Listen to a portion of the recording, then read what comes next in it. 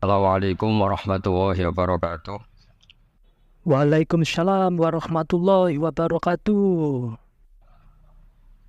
Bismillahirrahmanirrahim. Rabbi shrah li sadri wa yassir li amri wahlul 'uqdatam min lisani yafqahu qawli. Allahumma shalli wa sallim wa barik ala sayyidina Maulana Muhammadin wa ala alihi wa sahbihi ajmain amma ba'du. Ya, niki ngaji ilmu dulu nanti bagian terakhir ijazah. Bismillahirrahmanirrahim. Ini riwayatul Bukhari. Haddatsana Abdullah bin Yusuf, haddatsana Les, haddatsana Sa'id Al-Maqburi an Nabi Hurairah radhiyallahu anhu qala Nabi sallallahu alaihi wasallam. Ma minal anbiya'i nabiyyun illa qad u'tiya minal ayat ma mithluhu amana alaihil bashar. Wa inna ma kana alladhi utituhu wahyan awhahu wa ilayya fa arju an akuna aktsarahum tabi'an yaumal qiyamah. Dados kita tahu semua nabi itu punya mukjizat. Ya, semua nabi itu punya apa? Mukjizat. Mukjizat itu hal yang luar biasa yang memastikan manusia itu tidak bisa menyainginya atau menandinginya. Dan rata-rata mukjizat nabi dulu itu fisik. Misalnya ontanya Nabi Soleh itu kan onta tapi keluar dari batu, itu kan aneh. Aneh sekali. Atau tongkat Nabi Musa bisa simsalabim mengeringkan laut apa? Merah. Semua nabi itu punya mukjizat dan semuanya berbentuk fisik. Kecuali mukjizatul Rasulullah Shallallahu Alaihi Wasallam itu berupa Al-Quran. Al-Quran itu konsep ilmiah. Terus kata Rasulullah Shallallahu Alaihi Wasallam, tapi saya karena Quran itu justru berharap pengikutku besar dan sampai hari kiamat. Sekarang kita logika ya. Andaikan kamu punya tongkatnya Nabi Musa, kalau kamu suka uang, kepikirannya dijual apa dipakai? Kalau kamu suka uang, pakai. Kalau kamu ahli suudon itu pikirannya ndak, ini asli ndak. Karena yang melihat di Turki itu ya sebagian gitu. Kalau yang suka perdukunan itu bayangkan tuh miliknya. Mungkin dipakai ngakali orang atau apa, pokoknya bayangkan tuh miliknya. Kalau yang kolektor pikirannya itu nanti ini laku berapa? Tapi kalau peneliti mungkin pikirannya itu ini asli apa enggak? Bukti aslinya apa? Repot lah. Lagi pula kalau kamu punya utang terus mau apa? Istri kamu marah mau apa? Kalau pakai tongkat. Nah, beda dengan mukjizatnya Quran itu semuanya apa? Ilmiah. Orang yang sedang harmonis dengan istri bisa pakai ayat di antara ayat-ayat Allah itu apa? Wa ja'ala bainakum mawaddatan warahmah. Nanti kalau ditakdir cerai, saya tidak menyarankan cerai. Kalau ditakdir cerai, itu masih dimotivasi sama Allah wa iya tafarraqa yughnillahu kullam min saati. Jika suami istri itu cerai, jangan-jangan suaminya dapat istri lebih baik, istrinya nanti dapat suami lebih baik. Jadi yang masa lalunya ada prahara. Kan banyak orang suaminya meninggal ketika nikah lagi ditanya, kangen sama suami pertama, alhamdulillah ini lebih baik. Padahal suaminya yang meninggal itu berharap istrinya ini kangen, ternyata dia sudah syukur dapat suami yang lebih baik. Jadi Quran itu menunggui kita ila yaumil qiyamah. Kita tidak bunuh diri, itu ya barokahnya Quran. Karena problem apapun kita dinasihati apa sabar, apa dinasihati sabar. Kan nggak mungkin kamu pegang tongkatnya Nabi Musa punya masalah apa saja ngelihat tongkat bisa apa tongkat. Tapi kalau Quran kan nasihat, solusi. Makanya Nabi berharap dengan Quran ini saya berharap pengaruh saya, pengikut saya terbanyak ila yaumil qiyamah. Terus beliau dikomentari begini sama ini Fathul Bari, sarahnya Bukhari. Al muradu anna mu'jizatil anbiya in qaradat bin qiradi a'sorihim. Falam yusyahidha illa man hadaraha. Problem mukjizat nabi-nabi dulu itu kan fisik. Sehingga yang tahu kalau Nabi Soleh punya unta yang ajaib itu yang tahu ya hanya yang hadir saat itu. Yang tahu kalau tongkat Nabi Musa bertuah itu juga yang tahu hanya yang hadir saat itu. Selebihnya tahu tongkat ya di museum. Tapi kalau Quran menjadi solusi, menjadi panduan, menjadi pegangan itu ila yaumil qiyamah. Kita beri contoh ya Quran panduan yang paling gampang misalnya begitu. Dulu ini cerita ya. Dulu itu ada orang kafir cerdas namanya Jubair bin Mut'im. itu saking pinternya dia, pinter juga tokoh. Itu sebagai delegasi pembebasan Asra Badrin. Jadi tawanan-tawanan perang Badar itu mulai dulu ya ada negosiasi mau dibebaskan. Terus orang-orang kafir ini menugaskan namanya Jubair bin siapa? Mut'im. Ini ada di Bukhari. Karena ini ngaji di Jakarta. Kalau orang nggak tahu hadis juga tanya ini sahih enggak gitu.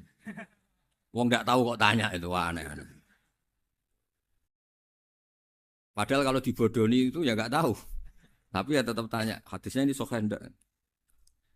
Ini kata kiai apa kata nabi ini ya? Memangnya kata nabi kamu dengar kan ya lewat kiai. Memang. Setelah itu Jubair itu datang ke Medina. Dengerin, datang ke mana? Medina. Kemudian dengar Nabi baca Wattur pas sholat maghrib. Jubair karena Nabi dulu gak ada hotel, gak ada pondok ya. Pondoknya Nabi hanya sufah itu. Nabi baca maghrib, bukan diskusi, bukan debat. Baca Wattur wa kitabi mastur firrokim mansur wal baitil ma'mur wasaqufil marfu wal bakhril masjur. Terus. Kemudian sampai pada titik ayat am khuliqu min ghairi syai'in. Masa manusia atau alam raya yang maujudat, yang nyata, yang wujud nyata. Kemudian asal-usulnya itu ketiadaan. Ini kan hadhil alam maujud. Alam ini kan nyata. Masa sesuatu yang nyata, penciptanya itu tidak nyata. Jadi nggak mungkin ada faham nihilisme. Kalau faham nihilisme berarti melahirkan teori begini. Al-adamu yakhluqu maujudan. Sesuatu yang tidak ada, menciptakan yang itu kan akal nggak bisa nerima. Kalau sesuatu ini ada, penciptanya pasti ada. Terus akhirnya Jubair bin Mut'im itu simpuh di depan Rasulullah terus bilang, "Ya Muhammad kada qalbi ayatir." Hampir saja hati saya terbang. Kalau riwayatnya Imam Ahmad, faka'anna masudi aqalbi, hati saya ini hancur. Semua teori yang saya bawa untuk melawan kamu sekarang luluh semua, hancur semua. Yang benar adalah teori Anda bahwa Tuhan itu satu dan Tuhan itu ada sebelum semua makhluk. Coba kalau Nabi Muhammad ada Jubair bin Mut'im terus menyembunyikan tongkat dekat mihrab. Terus dilihat ini apa. Paling pikirannya ini dari kayu apa. Terus yang bentuk tongkat itu tukang pemahatnya siapa. Kok kurang keren kalau dipelitur gimana ya. Kan malah panjang. Kira-kira kalau mukjizat itu dari tongkat itu malah panjang. Panjang lah pokoknya. Panjang. Lagi pula kamu coba kan nggak ngarah mandi. Itu yang mandi kan nabinya, bukan tongkatnya. Coba tongkatnya Nabi Musa dicoba anak-anak beki itu. Dipakai mukul kucing aja tidak mesti mati itu. Jadi nggak jelas mukjizat-mukjizat seperti itu nggak. Tapi kalau Quran menunggui. Sampai saking hebatnya Quran, teori rasionalitas, soal kampanye di mana-mana. Tingkat validitas, tingkat kebenaran Quran itu bahkan bisa diuji tanpa membuktikan, tanpa apa? Cukup pakai akal. Ya terus saya teruskan. Fala yamurru terus al murad anna mu'jizatil anbiya in qaradat bi qidari asam wa mu'jizatul Quran mustamirratun ila yaumil qiyamah. Wa kharquhu lil adat fi uslubihi wa balaghatihi wa ikhbarihi bil maghibat. Terus kata ini yang ngarang Fathul Bari, sarahnya Imam Bukhari. Fala yamurru asrun minal a'sar illa wa yadharu fihi syai'un mimma akhbaru bi annahu sayakun yadullu ala sihhati da'wahu. Wa hadza aqwal muhtamilat. Wa takmiluhu fil ladzi ba'da. Wa qilani ya. Anal al-makna anal mu'jizat al-madiyah kanat khissiyatan tusyahadu bil absar kana qati sholeh wa asa Musa. Mukjizatnya nabi-nabi dulu itu hanya penyembuh, hanya pelengkap, hanya nuruti keinginan mata. Seperti dahsyatnya apa? Laut Merah di sebelah apa dipukul sama tongkatnya Nabi siapa? Itu semuanya itu hanya memanjakan mata. Urusan mata. Terus wow itu. Tapi kalau mukjizatnya Nabi Muhammad itu berdasar akal. Maksudnya berdasar akal nih dengerin ya. Dengerin betul. Ketika Laut Merah terus tersibak kan wow itu keren kan? Terus kita bilang menyimpulkan, wah kita tidak akan mampu. Itu bodoh sekali kesimpulan kita tidak akan mampu. Meskipun bikin nyamuk, Anda juga tidak mampu. Loh untuk memutuskan tidak mampu saja kok sampai pertunjukan seperti itu tuh laopo, cek goblok gitu. Nah kalau kita karena umat yang pinter untuk memaksa kita nggak mampu, Allah bilang Inna wa la yastahi ayadriba mathalam ma ba'udhu. Kita melihat nyamuk langsung berkesimpulan tidak mampu. Saya berkali-kali cerita nyamuk itu sudah kecil, masih punya urat, uratnya kayak apa? Masih punya kuman, kumannya seberapa? Ya enggak? Nyamuk itu kecil, punya organ tubuhnya punya urat. Itu kalau kamu pinter, antara tongkatnya Nabi Musa menyibak Laut Merah sama nyamuk itu sama-sama berkesimpulan melahirkan satu paham bahwa kita tidak. Loh, untuk memaksa tidak mampu saja kok menuju pertunjukan ada onta keluar dari batu. Nakotu soleh, ada tongkat yang bisa mengeringkan laut. Cik goblok ya. Nah kita alhamdulillah tidak jenis goblok yang seperti ini. Untuk ikrar bahwa Allah itu hebat ala kulli syai'in, cukup lihat nyamuk. Kagum kan? Sudah tidak usah bikin hidup. Saya berkali-kali mencontohkan. Para pemahat tak suruh bikin patung gajah itu mampu. Tak suruh bikin patung nyamuk kalau bisa. Nyari materi dari apa? Gampang mana bikin patung gajah sama patung nyamuk? Gajah, makanya Allah bikinnya contoh itu untuk ijaz itu pakai nyamuk, bukan pakai gajah. Itu kalau ustadz-ustadz yang agak jorok malah contohnya nyamuk, Gus. Itu kecil. Itu kayak apa? Di dalamnya dia hamil. Itu anaknya kecil lagi, telurnya kecil lagi, itu gimana itu cara bikin itu? Makanya di sini ada kitab Itqan, itu komentarnya itu lucu. Ini kitab Al-Itqan karangannya Imam Suyuti. Ini persis komentar saya tadi ya. Kata Imam Suyuti, pengarang kitab Itqan, wa ya imma khissiyah wa imma aqliyah. Jadi mukjizat itu ada yang fisik, bisa dilihat indra, panca indra, bisa dilihat akal. Wa aktsaru mu'jizati Bani Israil kanat khissiyah li baladatihim. Bilada itu goblok. Wakil lati basoirihim. Dasar wong goblok. Mukjizat kok ngenteni sing wow. Maksudnya dasar wong untuk ngakui Allah hebat saja kok nunggu halal yang seperti itu. Paham ya? Mergo likil lati napa aklihim. Wa aksaru mu'jizati hadil ummah aqliyatun li farati dzakaihim wa kamali afwahihim. Dan mukjizatnya umat ini semuanya berdasar akal karena sudah cerdas. Jadi andekan kita melihat tongkatnya Nabi Musa menyibak Laut Merah dengan melihat nyamuk, kesimpulan kita sama-sama wow, sama-sama keren, sama-sama memastikan kita tidak mampu. Makanya terus Quran menerangkan kita wa ma min dabatin fil ardi wala ta'iri yatiru bi janahihi illa umamun amsalukum. Jadi keseharian kita lihat burung kok terbang. Itu sudah ayatun min ayatillah. Paham nggih? Dados niki kudu bangga ditunggoni napa Quran, nggih, ditunggoni napa Quran. Wa mu'jizatul Quran tusyahadu bil basirah fayakunu mayatabi'u li ajlihi aksar. Terus li annal ladzi yusyahadu bi aini ra'si yang qaridu bingkiradi musyahidi. Sesuatu yang tampilan dahsyatnya itu disaksikan mata, maka itu bisa habis. Era tongkat Nabi Musa seperti itu habis enggak? Bisa mengeringkan Laut Merah, habis kan? Tapi era mukjizatnya Quran ila yaumil qiyamah. Ya contoh sosial, saya kembali lagi ke sosial. Kamu punya teman awet atau punya istri awet, itu konsepnya ya wal kadhiminal ghaidh, agak gampang tersinggung.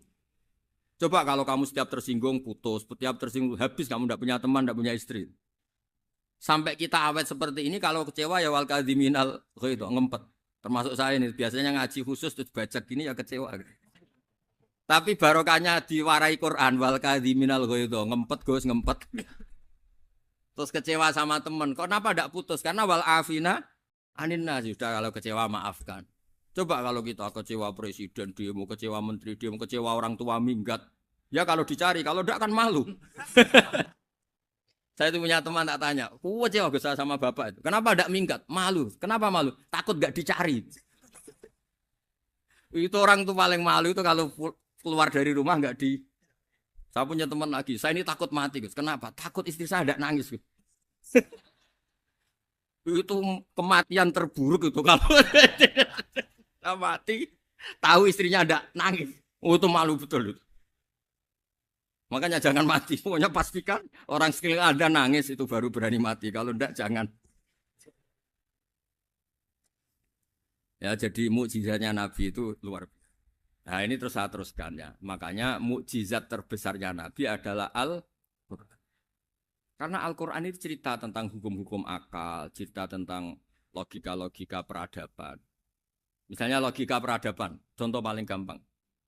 Di Quran itu ada sekian ayat yang Allah cerita peradaban. Misalnya wa ahsinu innallaha yuhibbul muhsinin. Itu dikutip terus kemudian disimpulkan dalam peradaban. Kata Sayyidina Ali karramallahu wajhah ngendikannya gampang. Ahsin man syi'ta takun amiro. Kamu berbuat baik saja sama seseorang, maka otomatis kamu akan jadi pemimpinnya. Ada orang nggak tamat SD, nggak tamat papa, gobloknya minta ampun. Tapi karena gaji seorang pakar, oh kamu tak gaji 1 bulan 1 miliar, perusahaan saya jadikan besar.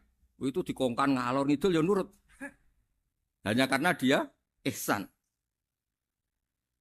Terus wastaghni amman syi'ta takun nadhira. Saya ulang lagi. Wastaghni amman syi'ta takun nadhira. Dan kamu jangan butuh orang lain, siapapun dia, maka kamu akan setara. Misalnya ada menteri orang antri mau salim, tapi kamu tidak butuh kan tenang saja. Tapi kalau kamu butuh, habis kamu. Ya kan, kamu tidak butuh seseorang, maka kamu posisinya akan setara. Kamu harus sopan karena punya utang jasa. Kalau nggak punya apa-apa kan setara. Ya enggak? Misalnya kamu jajar rektor atau jajar menteri, jajar apa saja. Kalau kamu tidak punya utang kan, kamu jajar menteri tidak punya utang. Sama jajar satpam tapi punya utang, takut mana?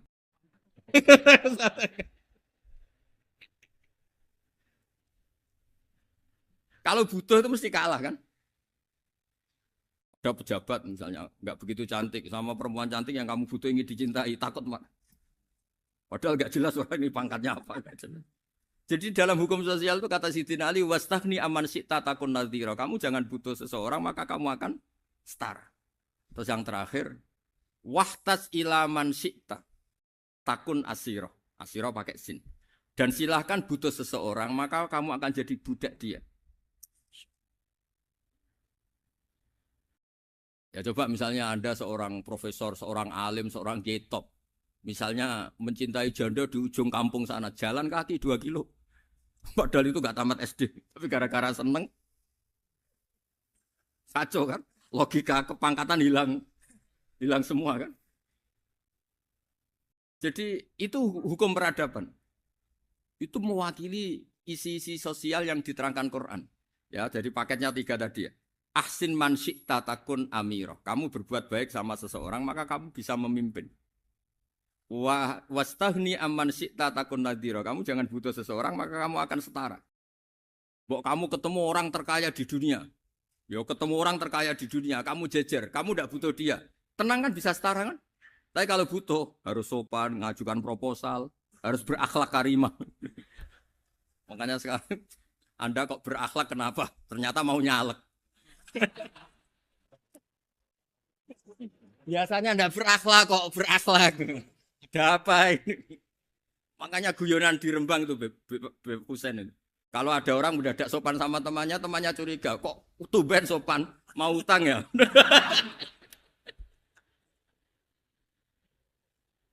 Zaman akhir itu kacau.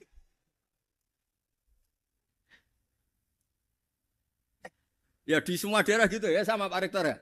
Kalau ada teman biasanya nggak sopan kok sopan, itu temannya curiga. Ini Pak Rektor UI ikut kaji. Kok tumben sopan, ada apa ya? Karena di mana-mana orang butuh itu pasti beretika. Kamu punya teman paling berdua. Kalau mau utang berakhlak gak? Atau misalnya kamu punya adik cantik terus punya teman berdua, kalau cinta adik kamu berakhlak gak? Biasanya nggak sama sekali nggak berakhlak. Gara-gara butuh menjadi berakhlak. Ya jadi hukum sosial itu ya kuncinya 3 tadi. Ahsin man syi'ta takun amiro. Wastaghni amman syi'ta takun nadhira. Terus wahtas ila man syi'ta takun asiro. Kalau kamu butuh seseorang pasti kamu dibikin hina. Asir itu tawanan. Nah, Quran itu bicara sosial itu lengkap. Dan itu yang nunggui kita. Kita punya tetangga yang kurang baik, ya seneng. Punya tetangga baik, ya seneng. Kata Imam Syafi'i, saya berkali-kali cerita. Kok seneng semua Imam Syafi'i? Ya bagus lah. Kalau yang seneng saya enak lah. Dijak jagongan, dijak ngopi enak. Yang nggak seneng saya, gak ngarah utang. Uang itu nak, kamu punya tetangga gak seneng kamu. Aman kan? Aman. Gak akan pinjem uang kan, pinjem mobil. Uang gak seneng kok. Makanya Imam Syafi'i itu kalau ngedikan luar Syafi'i, diceritain orang, ya Aba Abdillah bagiannya, ya Aba Abdillah orang itu gak seneng kau. Bagus lah. Loh kenapa bagus? Waman asa'a ilaika faqat atlakoka. Orang yang nggak seneng kamu maka membebaskan kamu. Nggak akan pinjam uang, pinjam mobil, nggak akan ganggu waktu kamu kan nggak seneng. Justru yang seneng-senengi masalah pinjam terus. Imam Syafi'i itu orang yang anggap dunia itu selesai. Ada yang cerita, ya Aba Abdillah, orang yang tadi cium tangan engkau, yang hormat engkau, di luar maki-maki engkau, ngerasain engkau, ngata-ngatain engkau. Ya bagus lah. Kok bagus gimana? Berarti saya wibawa, depan saya tidak berani. Berarti saya wibawa, di depan saya tidak berani. Berarti itu makomnya sudah kulillah, sumadarhum fi khawdihim, ya labun, sudah dunia itu selesai, sudah agak penting semua. Nah itu kalau kamu anak-anak beki ahli Quran, sudah ayatnya kulillah, sumadarhum fi khawdihim, ya labun, sudah lihat Allah saja agak penting, makhluk-makhluk itu. Dah makhluk semua agak penting, sepenting Allah. Nah, kita ini ditunggoni mukjizat seperti itu. Bayangkan misalnya kita ditunggoni tongkatnya Nabi Musa. Saya ngajar di sini terus ini tongkat. Terus nanti yang tanya, Gus itu kayu apa, Gus? Nanti yang kolektor tanya itu harganya berapa, Gus? Ruwet apa? Terus yang ahli suudon itu asli enggak, Gus? Wah. Yang ahli suudon kan mesti tanyanya gitu. Itu asli enggak, Gus? Repot-repot pokoknya. Tapi kalau Quran kan jelas. Napa? Nggih, mohon maaf. Assalamualaikum warahmatullahi wabarakatuh.